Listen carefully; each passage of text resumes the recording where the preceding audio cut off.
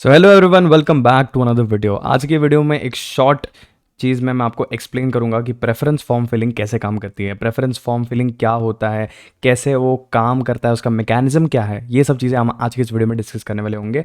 ये चीज़ all India quota as well as Maharashtra state quota या किसी भी स्टेट के लिए अप्लाई होता है। यहाँ पे मैं इस वीडियो में ये नहीं एक्सप्लेन करने वाला हूँ कि आपको फर्स्ट प्रेफरेंस कौन से कॉलेज को रखना है, सेकंड को, थर्ड को, फोर्थ को। मैं वो यहाँ पे एक्सप्लेन नहीं कर रहा हूँ, मैकेनिज्म बताऊंगा कि कैसे चीज़ें काम करती हैं। क्योंकि बहुत लोगों को ये डाउट है कि सर हमको यही नहीं पता कि हम पहले कॉलेजेस कौन से डालें। ठीक है, इन द सेंस कि मेरे रैंक अनुसार मैं कॉलेज डालूँ या फिर कॉलेज के रैंक अनुसार मैं कॉलेज को मतलब कॉलेजेस को फिल करूँ। क्या सारा मैकेनिज्म है आज की इस वीडियो में पूरा समझेंगे। एंड छोटे छोटे जो बेसिक टर्म्स है दैट इज़ अपग्रेडेशन, ठीक है, और वैकेंसी, एक्चुअल वैकेंसी क्या होती है, वर्चुअल वैकेंसी क्या होती है। तो ये सारी चीज़ें मैं हम आज की वीडियो में डिस्कस करने वाले होंगे। तो वीडियो एंड तक जरूर देखना। थोड़ा अपना इंट्रोडक्शन अगर आप चाहते हो कि मैं अपना दे दूं तो मैं बता देता हूँ। My name is Raj Sandeep Bhosale. I am currently third year MBBS student at Shri Babu Savare government medical college Dhule, Maharashtra. So let's begin with the video.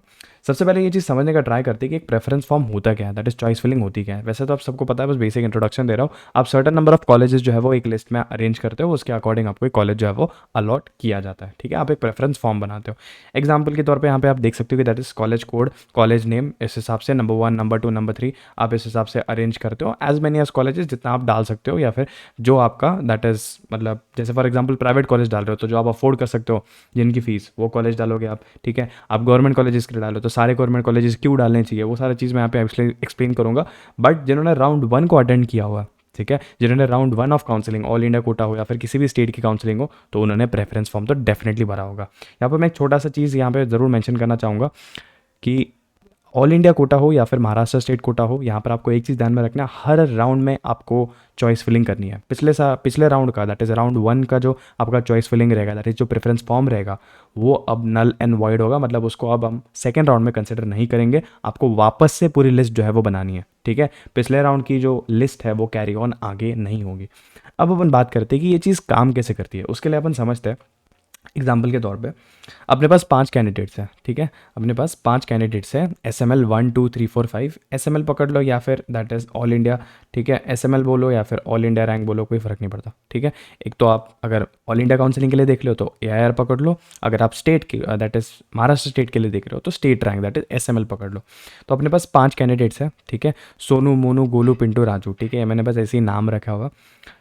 S M L rank उसका 1 है। ठीक है, सोनू का एस एम एल रैंक 1 है, सेकंड मोनू है, थर्ड गोलू है, फोर्थ पिंटू है, fifth Raju है। अब ये मैकेनिज्म कैसे वर्क करते हैं, इनका जो सिस्टम है वो कैसे वर्क करता है वो अपन समझते हैं।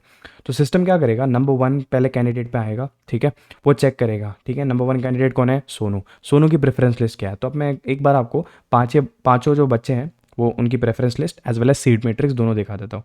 सीट मैट्रिक्स फॉर एग्जांपल मान के चलो, ये सारा हाइपोथेटिकल चल रहा है आपको एक्सप्लेन करने के वास्ते। जीएसएमसी मुंबई, ठीक है, जीएसएमसी मुंबई मान के चलो 2 ही सीट है। ठीक है, जीएमसी ग्रांड मेडिकल कॉलेज में 1 सीट है, तिलक में 1 सीट है और नायर और कुपर में 1 1 सीट रिस्पेक्टिवली है। सोनू, मोनू, गोलू, पिंटू और राजू इन सब ने इस तरह से अपनी प्रेफरेंस लिस्ट को अरेंज किया है।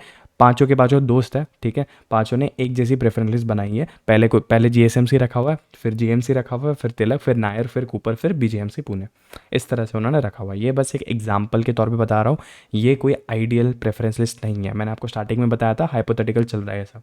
ठीक है, तो ये अपने पास इतने नंबर ऑफ सीट्स है और इनकी ये प्रेफरेंस लिस्ट है। ठीक है, तो यहाँ पर आप देख सकते हो सोनू के ऊपर जैसे ही मैकेनिज्म जो आपका है दैट इज जो सिस्टम है, जैसे ही सोनू के पास आया उसने देखा कि सोनू की प्रेफरेंस लिस्ट क्या है। सोनू की प्रेफरेंस लिस्ट में टॉप प्रेफरेंस पे है दैट इज जीएसएमसी।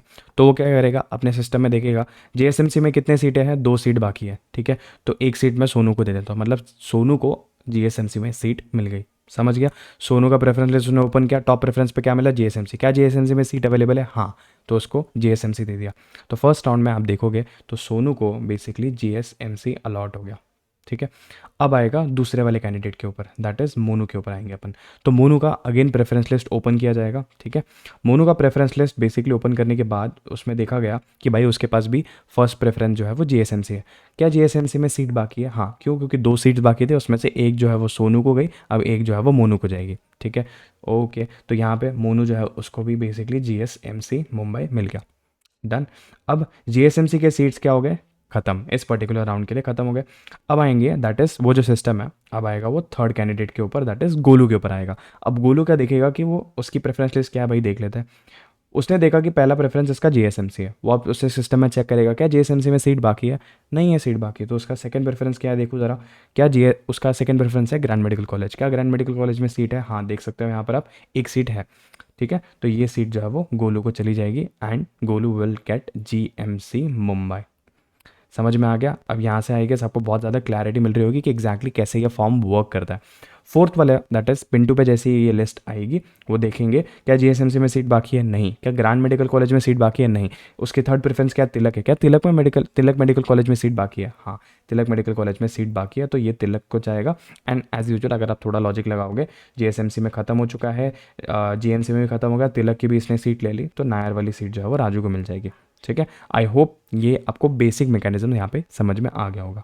ठीक है, अब अपन बात करते हैं राउंड 2 के केस में क्या होता है। ठीक है, आपको समझ में आ गया, सिस्टम आपके नाम पे आता है, नाम के ऊपर देखता है फिर आपकी प्रेफरेंस लिस्ट क्या है, टॉप प्रेफरेंस पे क्या है, ऐसे ऐसे ऐसे प्रेफरेंस लिस्ट वो नीचे मूव करते जाता है। तो basically it is all based on आपकी एसएमएल क्या है या फिर आपकी ऑल इंडिया रैंक क्या है। ठीक है, आप अपने प्रेफरेंस लिस्ट कैसे अरेंज करते हो वो मैटर करता है, बट सबसे पहली चीज़ जो मैटर करती है वो है आपकी खुद की रैंक, कैटेगरी रैंक बोलो, ऑल इंडिया रैंक बोलो, एसएमएल रैंक बोलो, वॉट एवर इट इज़। ठीक है, अब बात करते हैं राउंड 2 के बारे में। अब राउंड 2 में मान के चलो एसएमएल 1 सोनू जो था उसके बहुत ज़्यादा मार्क्स थे। ठीक है, तो वो क्या कर दिया, उसको सीट तो मिली थी बट उसने वो सीट छोड़ दी, वो चला गया ऑल इंडिया काउंसलिंग राउंड 2 में, उसने वहाँ पे एम्स ले लिया। ठीक है, उसने वहाँ पे एम्स ले लिया। तो सोनू ने बेसिकली क्या किया, सोनू ने एक एक्चुअल वैकेंसी क्रिएट करी। ठीक है, इसको एक्चुअल वैकेंसी क्यों बोलेंगे, बिकॉज उसको वो सीट अलॉट हो गया था बराबर, और उसने वो सीट को डायरेक्टली छोड़ दिया, that is called as actual vacancy या फिर रियल वैकेंसी, जो भी आप बोलना चाहो। ठीक है, सेकेंडली मोनू जो था उसको तो अपना टॉप प्रेफरेंस वाला कॉलेज मिल गया था, तो उसने क्या कर दिया, उसको रिटेन कर लिया, रिटेंशन फॉर्म वहाँ पर जाकर उसने भर दिया, उसका काउंसलिंग खत्म हो गया। अब पिक्चर में आते हैं सिर्फ 3 लोग, गोलू, पिंटू और राजू। ठीक है, अब गोलू, पिंटू और राजू ने क्या किया था मैं आपको बताता हूँ। राउंड 1 में उनको जो कॉलेज मिला था, जैसे जेएमसी मिला था, पिंटू को तिलक मिला था और राजू को नायर मिला था, वो उस कॉलेज में गए। उन्होंने क्या किया, उन्होंने बोला ये कॉलेज में हम एडमिशन ले रहे हैं बट इसके ऊपर का कॉलेज अगर हमको मिल जाए तो हम अगले राउंड में वो कॉलेज ले लेंगे, ये कॉलेज की सीट छोड़ देंगे। That is what you call as a virtual vacancy. ठीक है, जिन जिन बच्चों ने अपग्रेडेशन के लिए ऑप्ट किया हुआ है फर्स्ट राउंड में कॉलेज को रिपोर्ट करके, उनकी जो सीट है उसको वर्चुअल वैकेंसी में काउंट किया जाता है। I hope that is very much clear. ठीक है, एक्चुअल वैकेंसी क्या है ना, उन बच्चों की वजह से जिनको राउंड में सीट मिलने के बावजूद या तो उन्होंने रिपोर्ट नहीं किया या तो फिर रिपोर्ट करने के बाद भी उन्होंने कैंसिल कर दिया और बोले भाई मैं तो ऑल इंडिया में जा रहा हूँ। ठीक है, that is actual vacancy and virtual vacancy का डिफरेंस। अब अपग्रेडेशन कैसे होता है, अब यहाँ पे ध्यान से समझना, इसने तो सीट खाली कर दी सोनू ने, मोनू ने तो सीट अपनी ले ली, वो अब पिक्चर से बाहर हो गया। सोनू ने सीट खाली कर दी जिसकी वजह से एक सीट अब जीएसएमसी की बाकी है। गोलू ने इस तरह से अपनी प्रेफरेंस लिस्ट को भरा था कि भाई फर्स्ट प्रेफरेंस जीएसएमसी है। अब सिस्टम आएगा सीधा सीधा गोलू के ऊपर। ठीक है, वो देखेगा गोलू की प्रेफरेंस लिस्ट क्या है, उसने देखा कि जीएसएमसी उसने टॉप पे रखा, क्या जीएसएमसी में सीट बाकी है, हाँ, तो इस बार जीएसएमसी जो है वो गोलू को मिल जाएगा। सिमिलरली अगर आप बेसिक लॉजिक अप्लाई करोगे तो तिलक से ग्रैंड मेडिकल कॉलेज में पिंटू अपग्रेड हो जाएगा और राजू जो है वो नायर से तिलक मेडिकल कॉलेज में अपग्रेड हो जाएगा। I guess that is very very clear. ठीक है, ये आपका बेसिक फंडा होता है। अब आपको एक लास्ट कॉन्सेप्ट में यहाँ पे एक्सप्लेन करना चाहता हूँ, दैट इज़ क्यों आपको सारे के सारे गवर्नमेंट मेडिकल कॉलेजेस को फिल करना चाहिए।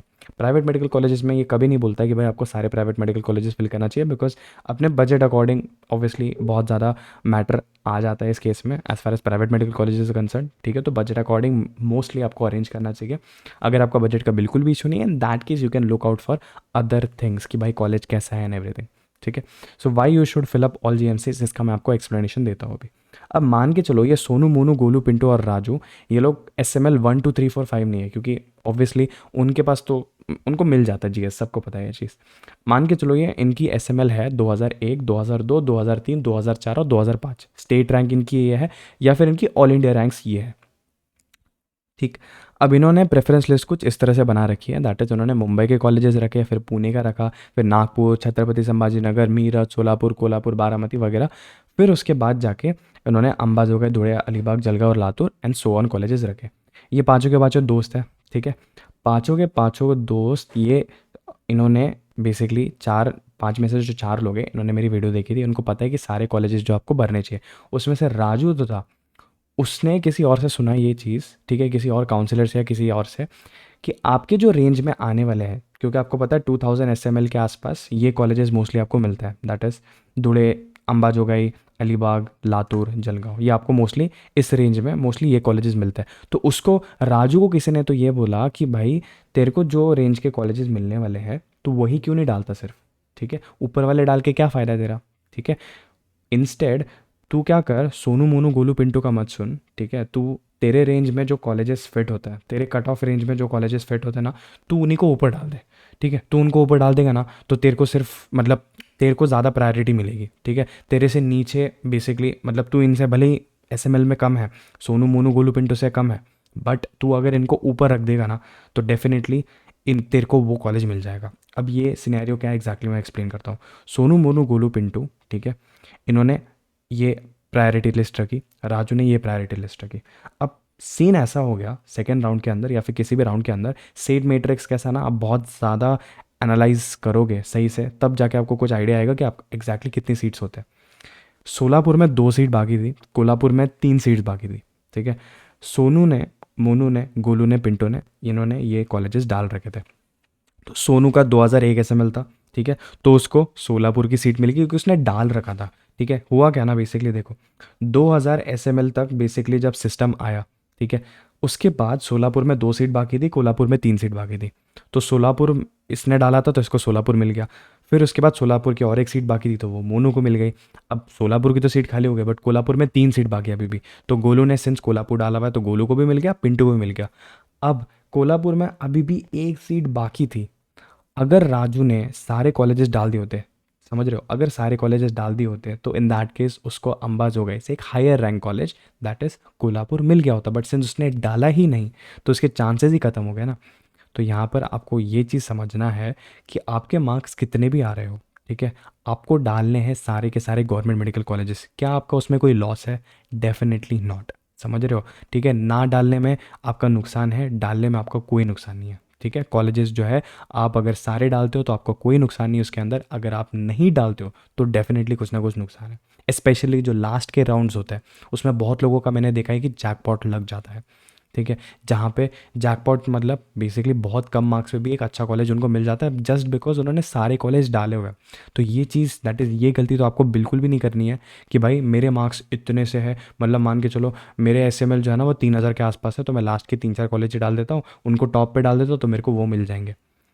अरे इसमें ये वाला मुहावरा मत अप्लाई करो कि भाई बेसिकली जितनी चादर होती है उतना ही पैर पसारने चाहिए, ये वाली बात नहीं है, ठीक है।